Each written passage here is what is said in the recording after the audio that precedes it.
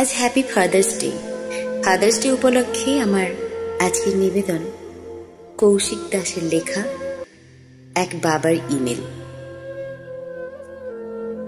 স্নেহের বাবাই, আশা করি তুমি, বৌমা, দাদু ভাই ভালোই আছো।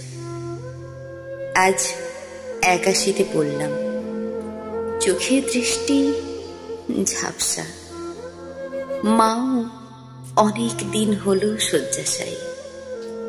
আমার হাঁটুর ব্যথাটা বেড়েছে, প্রেসার, সুগার, হার্টের ব্যামো, সাথে পটাশিয়াম, ক্রেটিনিন। শরীরটা ভালো নেই, তবুও বাজার করি, দোকান করি রোজ, আর ঠাকুরের মালা। মা তো খুব কম কথা বলে এখন, একজন কথা বলারও লোক পাই না। জানি না হঠাৎ কবে অ্যাম্বুলেন্স ডাকতে হয়, কিংবা সববাহী গাড়ি। আমি মৃত্যুকে ভয় পাই না, কিন্তু মৃত্যু আমায় কিভাবে নেবে সেটাই চিন্তা হয়।